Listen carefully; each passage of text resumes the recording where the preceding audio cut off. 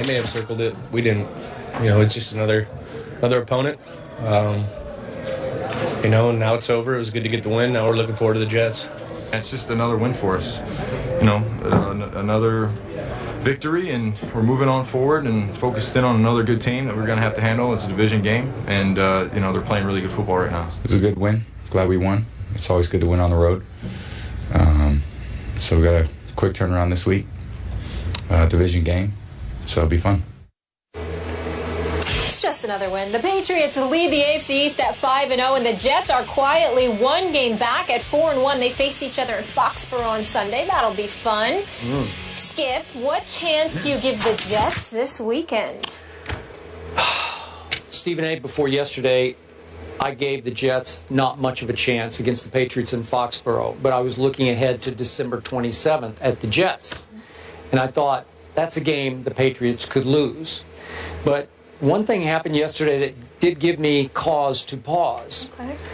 I'd said going into the year that I boiled down the AFC East this way. The Patriots have Tom Brady and nobody else does. Nobody else really had a quarterback going into the season. And yesterday, you know how much I love me some QBR. Ryan Fitzpatrick, albeit against the Redskins, had a QBR of 99. That's one short of 100, which is perfect. Yeah. I don't know how, because he did throw an interception, so I'm not sure how it all broke down, but he ran very effectively, ran for a pretty big touchdown. And obviously, they were in some trouble at halftime, and all of a sudden they exploded on the beat-up, maybe decimated Redskins and blew them out in the second half. But Ryan Fitzpatrick has played well enough, and I knew he was pretty, I told you before the year, he's pretty good. He's all right. He's all right. He's all right. But he's played better than all right. He has. So far. Yeah. And if he plays to better. that level, yeah, a little bit better. If he plays to that level at Foxborough, they will hang in this game. And yet, I still think I love the way the Patriots immediately moved on last night. And I'm sure Belichick lectured them quickly in the locker room before the media entered and said, we have moved on to the Jets. And that's what I want everybody in this locker room to say. And I do think they emotionally just cut bait with the Colts, because you can't play your Super Bowl, as I said earlier in the show, last night and hope to get back up for your most dangerous rival. I thought it was going to be Buffalo. They blew the doors off Buffalo at Buffalo, you recall earlier. Quarters anyway. Yep, and they left them kind of for emotional or psychological dead after that game, because the Bills have been reeling ever since.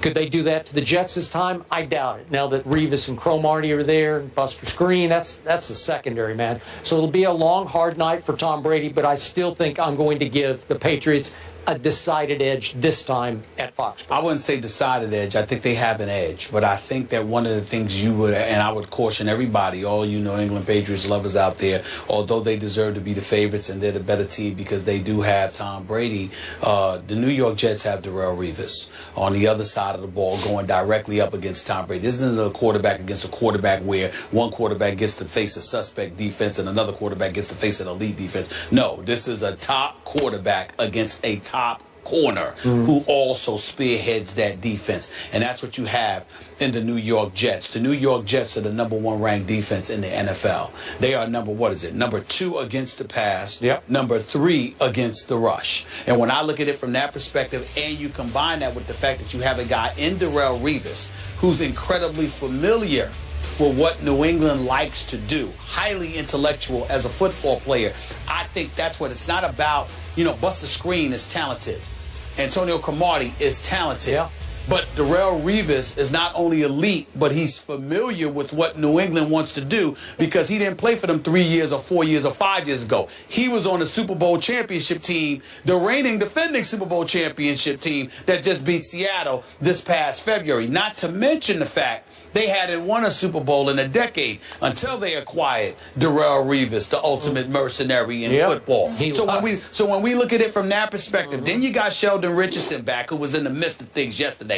You've got a pass rush with him, with Williams, with Copeland, with all of these, with Muhammad Wilkerson and these guys. There is no question that they could put some potential heat on Tom Brady, not to mention the fact that David Harris's of the world and others are going to find themselves in a position where I'm not saying they can pull it off, but if anybody's capable of covering Rob Gronkowski, of covering Edelman and Amendola and those boys in their system, it would be these New York Jets. So it's one of those situations where I expect the Patriots to win, although I anticipate a hard-fought, relatively low-scoring game, you know, because I can't see Ryan Fitzpatrick being but so effective against New England. Brandon Marshall's having a good year. Eric Decker's back on the field. Ryan Fitzpatrick has surprised me, Skip.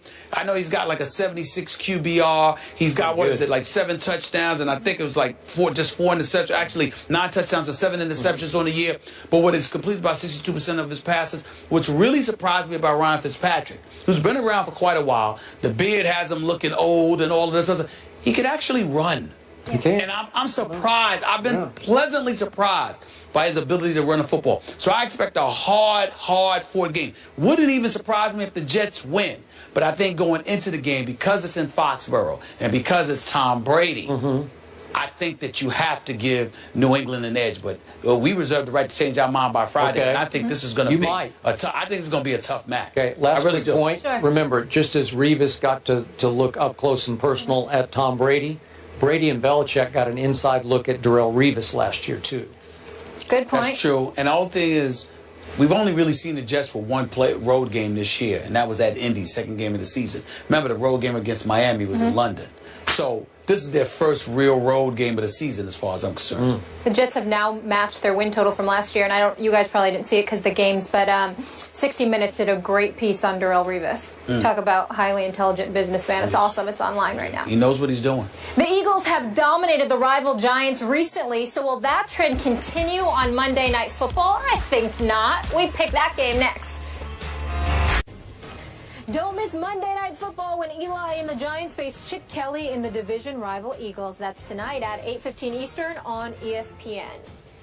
A 3-game winning streak has New York leading the NFC East at 3-2, while Philly is tied with the Cowboys in second at 2-3. New York is a 5.5-point underdog, but the Giants are encouraged about their chances, having both wide receivers Odell Beckham Jr. and Ruben Randle should play tonight. The team will make their final determination of their status a bit later on. Stephen A., who wins, G-Men or the Birds? Well, this is a tough one because normally I would pick the Giants, but I can't tonight. I have to pick with the Philadelphia Eagles, and here's why. Odell Beckham Jr., hamstring. I don't think he's going to be 100%. Victor Cruz isn't even traveling. Prince Amukamara will not be there at the cornerback slot. You've got a few pivotal injuries going up against Philly at Lincoln Financial Field in Philadelphia. If those guys were healthy, I would not hesitate. I certainly wouldn't go against my sister Linda, who is the biggest diehard Giants fan that I know, who is sitting there probably cussing me out as we speak because I had the temerity, the unmitigated gall to pick against her Giants, but I think it is necessary in this particular situation in the interest of honesty. You understand? Really? And the courage of my convictions. Unfortunately, boy, I hope I'm wrong, but I think the Eagles are going to win tonight. That's your head speaking, right? Yes. Okay. Not the voice in the stuff. Injuries. I'm going to admit to you, I am picking strictly with my heart and not my head because I need the Eagles to beat your Giants for the sake of my Cowboys. So my point is, my head says Giants. I told you I thought the Giants are going to win 7 straight games, but my heart is screaming Eagles. So now I have to root for Chip Kelly and Sam Bradford and Riley Cooper. I'm going to have to sit and root for Riley Cooper tonight because I need the Eagles to win this game. So I'm going Eagles in a shootout, 31-30. Like I said, I literally would pick the Giants to win this game somewhere along the lines of 37-27 if it didn't even have to be Victor Cruz. If Ruben Randle and Odell Beckham Jr. were both healthy, ready to go, and Prince Amukamara was in that secondary, I would pick the Giants. But the combination of Cruz out, Odell Beckham Jr. not 100%, and their secondary issues, I can't pick the Giants to win tonight's game. I'm going to pick the Eagles to win the night, somewhere like 31-21. Aguilar's out for the Eagles. Yeah. Their stud rookie receiver, Kiko Alonso, out. Michael Kendrick's out. Yeah. I'm trying to talk you into Giants. No. The Giants can score their 21 points because of Kendrick's out and those boys, but I just think that offensively they can find a way to put up points on the New York Giants, and I think the Giants are going to have their struggles because their regular horses aren't in there on offense. Molly, somebody has to pick the Giants, and now it's you. To be honest with you, I'm nervous too. You're nervous? I'm nervous. You're picking the Eagles also? No, I'm not picking. I'm not picking the Eagles, but I'm very nervous. I'm very concerned about all the injuries. Have the courage of your convictions. First play king. Going Giants. Huh? That's right. Going Giants. Going Giants? No score. They're meeting with JPP today. That's good. Say it news. loud and proud. Say it loud and proud. Go, New York Football Giants, Big Blue. I'm a nervous wreck. See you guys tomorrow.